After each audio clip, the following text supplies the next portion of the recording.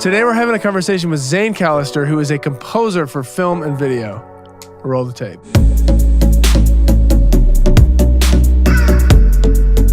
Hello and welcome to another edition of The Friday Show. If you're new to this channel, I talk about audio for video as well as video production in general and composing. And interestingly enough, I'm sitting here with a composer named Zane Callister, aka Young Collective, aka Utah. He's a composer, he's a producer, he's an audio engineer, and he's a wonderful human being. Such a gentleman. Zane, I want to just ask you a couple questions about the business of composing and the business of audio. Those are two things that are very special to me in my heart. Me too. And that's why you're here. Gosh, I'm so can you just give me just give us an overview of what you do? Like the tweet version of what I do. Yeah. Okay, I feel like what I do specifically is compose for film and media. I specialize in SyncLicensing, so like writing for Sync, that is, which actually Oliver does a really great job of too, and I'm sure he has great videos on it, but I actually, not that many. You don't? No, not yet, but I'm working Soon. on that. Get ready. That was a teaser that you're going to be ready for. Subscribe at the link below. I've always wanted to do that.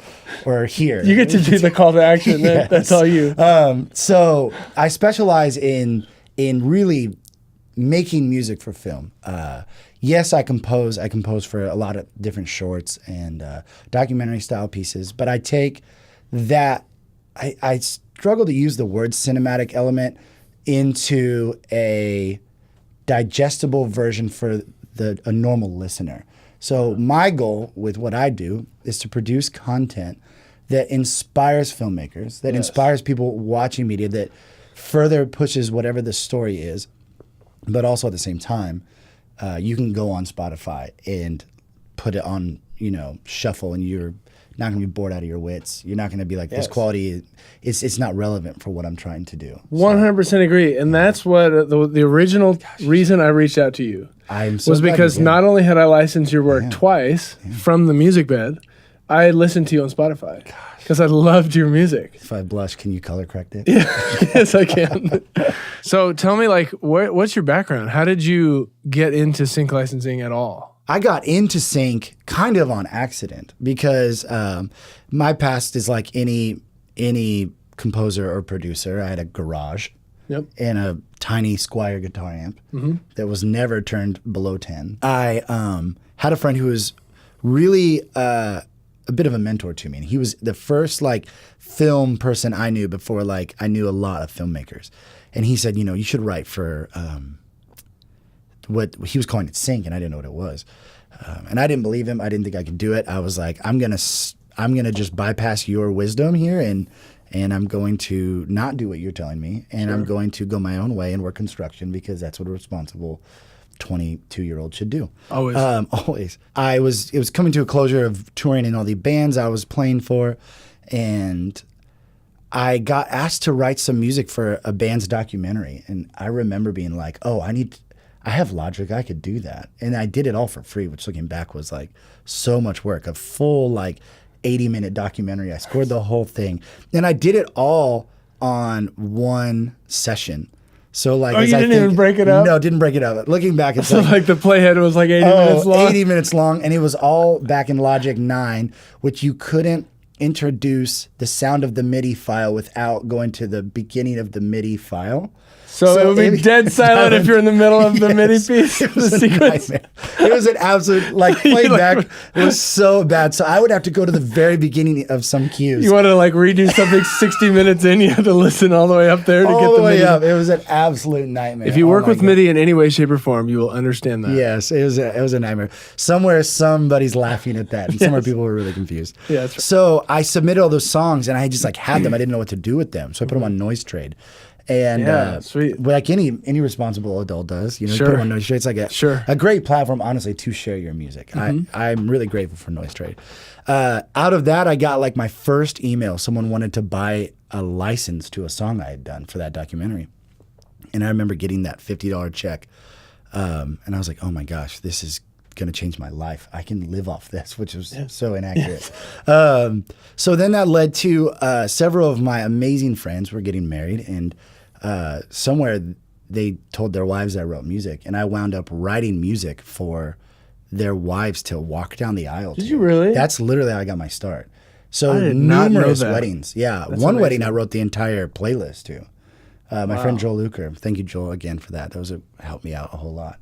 It would be my wedding gifts to these people. I was not making any money. But so what wound up happening is I had this catalog of music that was written with the purpose of really making people cry. Sure. As they saw a bride for the first time. Sure. I'm already far too emotional when I write music. And so this was a very obvious start to doing it. So I have this catalog. This company reaches out. They'll remain nameless because they're a terrible company to work for. But I'm grateful for them because I got my start there. Sure. And not Audio Jungle. Not Audio Jungle. So I signed with this company. Didn't read any of the legalese and just hand them all my songs.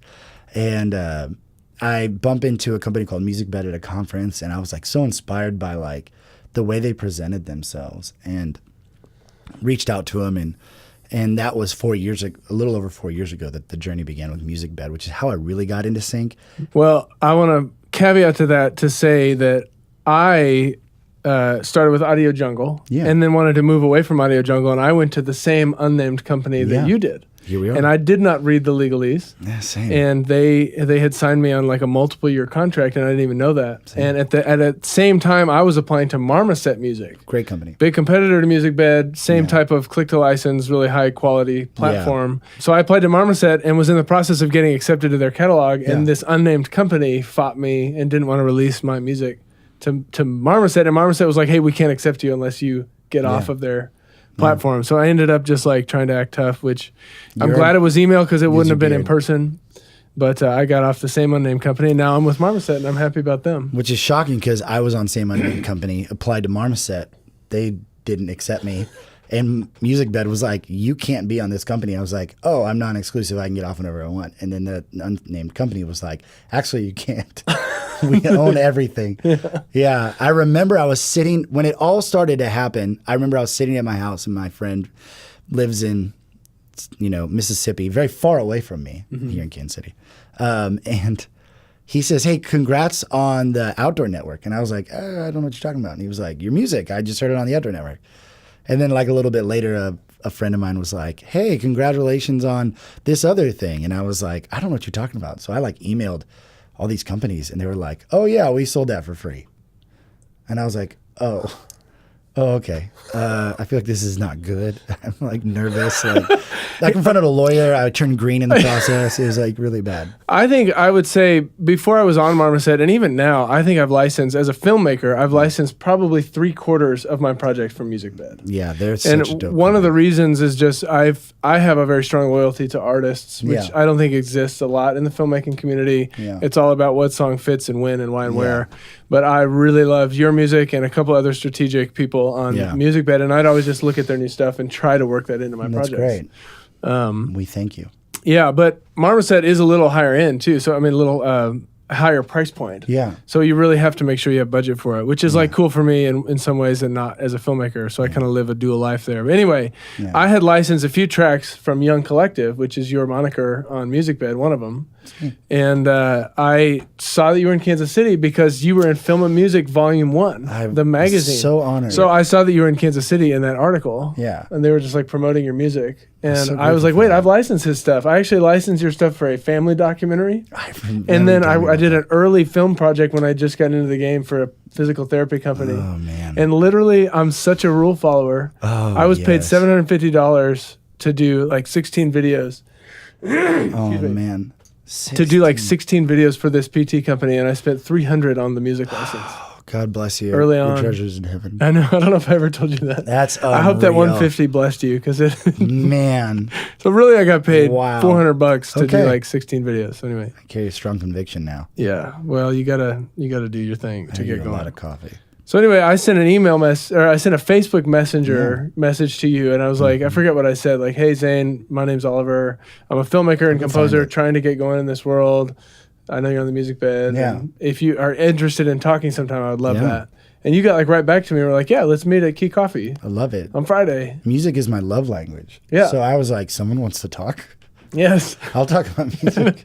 Which in my mind, you're this untouchable elite. Stop. Impossible. Which you still are. God bless you. I can touch you sometimes. We should find. So let me just ask you, Zane, when you get a job in that is scoring like actually scoring a film, short film, whatever it is, can you just bring me into your process of like actually writing, not even production 100%. Stuff, but like what do you even do to start writing to a film?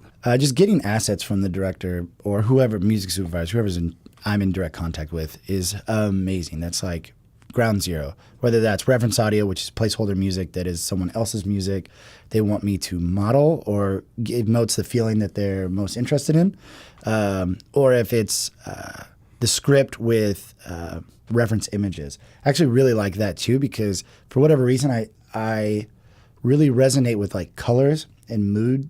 And I don't know if that even makes sense. I love like I'm doing a short right now. I'm doing a 3-minute, very grainy, moody, dark short, and there's no reference. Jacob? Yeah, Jacob Blanc. You know, Jacob Blanc. Yeah, Jacob Blanc. Yeah, his stuff is amazing. Absolutely look up, dynamite. Link his channel or something. Let me just say before we move on, his latest short is called The Myth of Redemptive Violence, and I will link that below too because that is a phenomenal short film. It's amazing. It raises more questions than it answers, like a good piece of film should. And I would say that's what he does best. Yes, dude. I'm scoring What I See When I Pray, which will 100% be the same thing. And he asks the best questions. So in that, I feel responsible to take the mood, and I always just call it like building the canvas for him to paint on. So the images are grainy, they're dark. The plot has a lot of space. The dialogue has a ton of space. So I'm going to sit down and I'm going to do first passes. And if I don't like get, what would it be? Like a chill. If I don't get like something in me gets honestly even anxious when I'm writing the piece, then I'll move on. I'll just move on. I'll do another pass. I'll do another pass. You have to get inspired. You have to, if you aren't inspired, how do you honestly expect anybody watching it to get inspired? I think that's a problem that's a dead giveaway when you watch average content. It's either going to be they didn't take the time to color grade it. It's like what you and I were kind of chatting before this. Like, what takes a project from 80%, to 100? And it's detail. 100% is detail. I start introducing details on my first pass. When I submit the first draft to whoever I'm submitting to, there is always detail in it because I want to say, hey, I read the script. In the moment where they pull up to the house and that looming feeling that something's wrong, I left space there. I didn't want any music. I wanted the viewer to be alone with what they thought could be going on. I didn't want my music telling them what was going on. I wanted space. Now the director gets to come back to me and be like, that's a terrible idea. You're a terrible composer. But they, or something like that. But Or they come back to me and go, I didn't even know that's what I wanted. And that's exactly what I wanted. That space, or he could, it's a great jumping off point for them to know that I'm as invested in their film as they are. Sure. Sure. I love that. So, now give me this could be a 2-hour discussion. I agree. But I just want to get give me your tweet version, like you said at the beginning, about your production. Characters. Tell me about samples, synths, plugins, and process. Gosh. As best as you can, as quick as you can. Okay, I feel like those guys at the halftime shows that have to make so many three-pointers to win like a Ford Fiesta. And I'm extremely nervous. Yes. Okay, production. A lot of sound replacement. It's taking the quick preset MIDI, pianos, whatever it might be, to get the ideas out and replacing them with a well-mic'd Yamaha grand piano. Or I'm really into analog synthesis, and I have a Juno 60 that I love so much. Details are everything. If you have 60 tracks and you upgrade every track by 1%, it's 60% better, in my opinion. I know that math is off. Someone is going to comment that guy's math is off. Not me. Sorry. I don't understand math. Never have. Yeah, what is math? So that's just how you just go up 60 levels, in my opinion. It makes for things sound excellent. So really great sample libraries. If it's drums, there's Beat Butcher. There's Splice. Splice is a great platform for sample libraries. I'm grateful that companies like Native Instruments send stock sample libraries, but they're just that. They're stock. They are filling that library with content so you can use their plugin, not so that you can have great sounds. Where a company like Splice, they're gathering great sounds created by great producers to then use in conjunction with Contact Battery, Massive, Silent, all these great plugins. You can look up all of those. So it's going and finding the right sound for the role. The melody, the theme is there. Now I need to make you feel something with the stereo width, with the proper EQ, with really the overall production. And then it goes into post-production, which would be sound design. If they're hiring me to do that, if they don't have a great sound designer, I'm happy to always do it. You do sound design stuff? Mm-hmm. Yeah. Where you're recording sounds and manipulating them for the film, for actual Foley? Like a Foley artist? So Foley and, I mean, good sound design takes like an okay film and makes it great. It really does. It's Dude, you are preaching my gospel now. Gosh, I love it. I absolutely love it. But it's funny though, at the same time, it's like salt. Good sound design is a lot like salt. It can rapidly improve the flavor of your meal and bring all the flavors to life. But if you dump too much on it, all you taste is salt. Correct. I was going to compliment you. One of my favorite things about you is you resource people with tools that they can absolutely use. You're not pulling up FabFilter. You're not pulling up UAD. You're pulling up stock plugins and saying, no, you have the ability to create great sounding content. And I think that as you equip people to be great, you're like creating more space in your abilities to be great. Sure. Dude, I appreciate that. Thank you. I really watch it.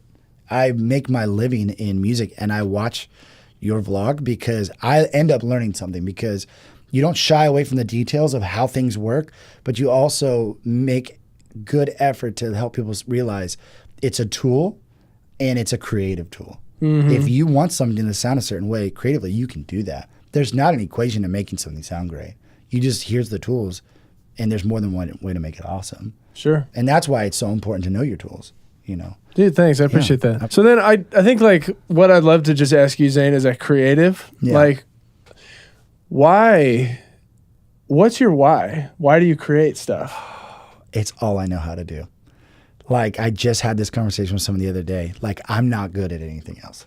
I'm okay at a lot of other things. Like I honestly, like the two things that I know in my soul I have to do is write music to inspire and help people come alive and to make an amazing family. It's like the two things. It's like it.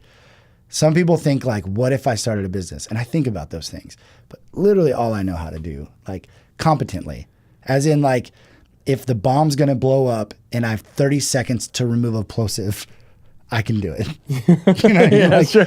Like if I have 30 seconds to like quantize your MIDI to a Cubase 3 swing, I can do it.